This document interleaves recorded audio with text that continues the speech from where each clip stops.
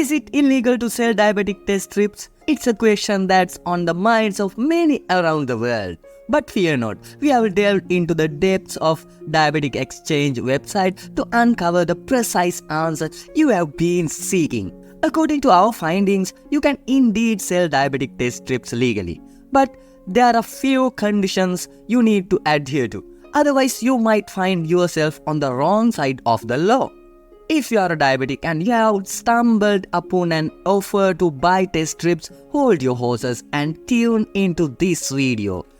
We are about to break down the conditions you must meet to sell diabetic test strips legally. First off, if you acquired your test strips through Medicare or Medicaid, selling them is a big no. You can easily identify these strips by a telltale red line or label on the box. Secondly, if you obtain your test strips through any illegal means such as theft, you are barred from selling them. And lastly, any strips that are opened, damaged or not in mint condition are off limits for sale.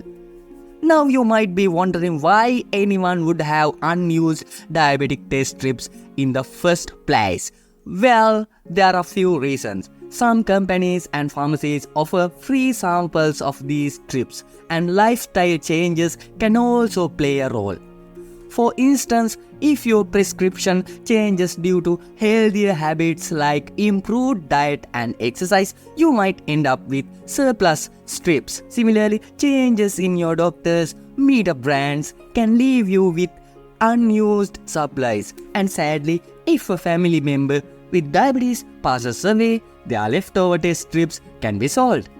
Even gestational diabetes, which occurs during pregnancy, can result in unused strips once blood sugar levels return to normal post-delivery. To wrap it up, selling your unused diabetic test strips can be a legal and helpful endeavor, provided you adhere to the conditions outlined in this video. By offering these strips at an affordable price, you can assist fellow diabetics in need.